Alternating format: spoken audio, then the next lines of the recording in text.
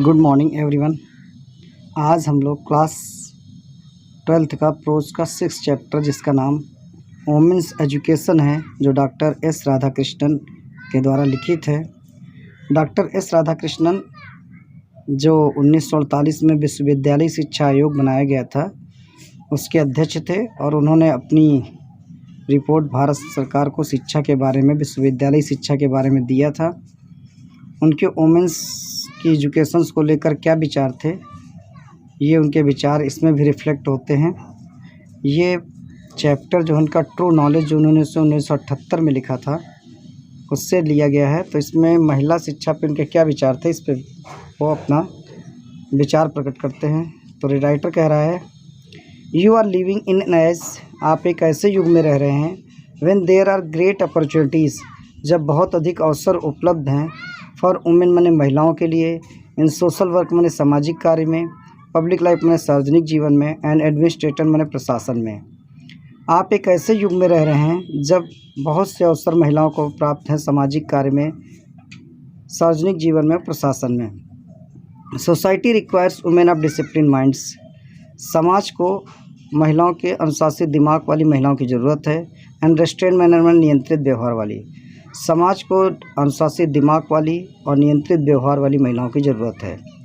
What ever line of work you undertake, चाहे जिस क्षेत्र का कार्य आप अपने हाथ में लो, you should bring it to an honest discipline mind, तुम्हें इसको ईमानदारी से और व्यवस्थित दिमाग से पूरा करना चाहिए, अनुशासित दिमाग से पूरा करना चाहिए। यू विल देन सक्सीड, तब तुम सफल होगे। And have the Joy of your work, और तब तुम्हें तुम्हारे कार्य का आनंद मिलेगा। आगे राधाकृष्णन कहते हैं, एक्चुअली इन आवर कंट्री, वास्तव में हमारे देश में, एजुकेशन शिक्षा, so far as girls education is concern, जहाँ तक लड़कियों की शिक्षा का संबंध है, is not wide spread enough, वो पर्याप्त विस्तृत नहीं है। विस्तृत का मतलब महिलाओं के लिए आज़ादी के बाद भारत में ज़्यादा स्कूल नहीं है। सो एवरी इंस्टीट्यूशन, इसलिए प्रत्येक संस्था, शैक्षणिक संस्था, विच कंट्रीब्यूट टू एजुकेशन, जो शिक्षा में योगदान दे रही है, आप गर्ल्स माने लड़कियों की, जो लड़कियों की शिक्षा में अपना योगदान देती है, इज़ वर्थी ऑफ रिकॉग्नाइजेशन, वो मान्यता देने के, एंड इनकरेजमेंट, और प्रोत्साहन देने के योग्य है। इसलिए प्रत्येक संस्था जो लड़कियों की शिक्षा में अपना योगदान दे रही है, वो प्रोत्साहन देने और मान्यता देने के योग्य है।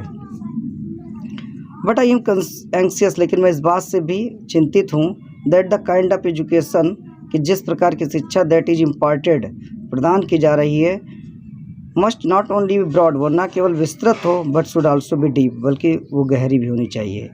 लेकिन राइटर कह रहा है कि मैं इस बात से भी चिंतित हूँ कि जिस प्रकार की शिक्षा लड़कियों को दी जा रही हो, न केवल विस्तृत हो बल्कि गहरी होनी चाहिए। वी आर लैकिंग डेप्थ, हमारी शिक्षा में गहराई की कमी है।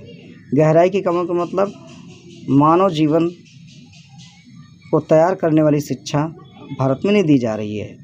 वी में बिकम लर्न एंड स्किल्ड, हम कुशल और विद्वान हो सकते हैं, but if we do not have some kind of purpose in our life, लेकिन यदि हमारे जीवन में किसी प्रकार का उद्देश्य नहीं है, आवर लाइफ्स देमसेल्फ बिकम, तो हमारा जीवन हो जाता है become blind, blundering and bitter.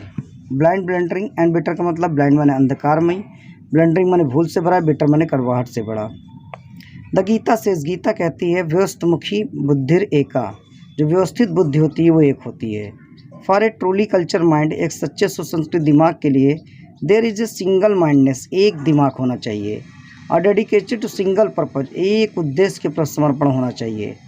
For the uncultured mind, जो गैर संस्कृत दिमाग होता है, the whole life is scattered in many direction, उसका पूरा जीवन कई धाराओं में बिखरा हुआ होता है। बहुसंख्यक है चिंता, जो बहुत से दिमाग या बहुत से उद्देश्य को लेकर चलता है, वास्तव में चिंता का विषय है। देयरफॉर इट इज एसेंशियल, इसलिए आवश्यक है, दैट द एजुकेशन, जो शिक्षा, which you acquire in these institutions, इन संस्थाओं में प्राप्त करो, should give not merely learning and skill, वह न केवल आपको ज्ञान और कुशलता दे, but endow you with a definite purpose in life, बल्कि आपको जीवन के एक उद्देश्य से, निश्चित उद्देश्य से भर दे। व्हाट दैट पर्पज इज़, वो उद्देश्य क्या हो, you must have defined for your self, ये आपको अपने लिए डिसाइड करना है। राइटर उद्देश्य की तो बात करता है, लेकिन उद्देश्य कैसा होना चाहिए ये आपको ही डिसाइड करना होगा, उस व्यक्ति को डिसाइड करना होगा कि वो बनना क्या चाहता है। इट इज़ सेड, ये कहा जाता है, दैट विद्या गिव्स यू विवेक, विद्या आपको विवेक देती है। विमर्श रूपिणी विद्या गिव्स यू सेंस, विमर्श रूपी जो विद्या होती है क्वेश्चंस देती है। अब व्हाट इज़ राइट कि आप समझ सको जो चीज़ तुम्हारे लिए सही है। And helps you to avoid what is wrong, और आपकी मदद करती है कि आप जो चीज़ गलत है उससे बच सको। यू मस्ट ट्राई, इसलिए अब आपको अवश्य कोशिश करनी चाहिए। देयर फॉर मैंने इसलिए तो find out what is required to you in this generation, कि आप उस चीज़ को प्राप्त करो जो इस पीढ़ी की ज़रूरत है। जनरेशन में पीढ़ी को ज़रूरत है। A purpose which held good centuries ago, एक उद्देश्य जो कई शताब्दियों पहले अच्छा था, may not hold good today, हो सकता आज अच्छा ना हो। In view of the rapidly changing condition of our country and the world, इस तथ्य को ध्यान में रखते हुए कि हमारे देश और संसार की परिस्थितियाँ बहुत तेज़ी से बदल रही हैं। सो द पर्पज, इसलिए उद्देश्य, which you adopt in your life, जो आप जीवन में अपनाओ, must be adopted to the relevant needs, वो अवश्य वर्तमान ज़रूरतों के हिसाब से होना चाहिए। प्रेजेंट जनरेशन, वर्तमान पीढ़ी की वर्तमान ज़रूरतों या सामयिक ज़रूरतों के हिसाब से होनी चाहिए।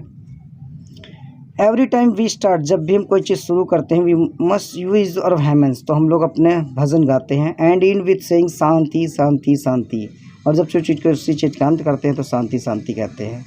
The teachers and peoples are expected to avoid hating each other, शिक्षक और शिक्षार्थी से ये आशा की जाती है कि वो एक दूसरे से घृणा करना छोड़ देंगे। और नेक्स्ट पैरा जो बहुत इंपॉर्टेंट है, राइटर दया की बात करता है मनुष्य के अंदर। कहता है कंपेशन, दया इज़ द क्वालिटी, दया एक ऐसा गुण है which is more characteristics of women than of man, जो महिलाओं में ज़्यादा प्रकट होता है बजाय पुरुषों के। आई रीड रिसेंटली बुक, मैंने भी शीघ्र पुस्तक पढ़ी है, which speak about the decline of womanhood, जिसमें नारीत्व के पतन के बारे में कहा गया। एंड सेज, और पुस्तक कहती है दैट दिस इज सो, और ऐसा इसलिए हुआ है because there is a decline in compassion, क्योंकि महिलाओं के अंदर दया की कमी हो गई है, उनके अंदर डिक्लाइन हो गई कंपेशन। इन अदर वर्ड, दूसरे शब्दों में, the natural quality of women is compassion, महिलाओं का स्वाभाविक गुण दया होती है। If you do not have compassion, यदि आपके अंदर दया नहीं है, यू आर नॉट ह्यूमन, आप मानव नहीं हो। It is therefore essential for every human being, इसलिए प्रत्येक के मानव प्राणी के लिए आवश्यक है to develop the quality of considerateness, kindness and compassion, कि वो अपने अंदर उदारता, दयालुता और दया का गुण विकसित करे। विदाउट दीज क्वालिटीज़, बगैर इन गुणों के, we are only human animals, हम मानव के रूप में पशु हैं, नर पशु हैं, नॉट मोर देन दैट, उससे ज़्यादा कुछ नहीं है। तो इसके आगे का हम नेक्स्ट वीडियो में ऐसे देखेंगे उनके क्या विचार हैं महिला शिक्षा के बारे में। Okay, thank you.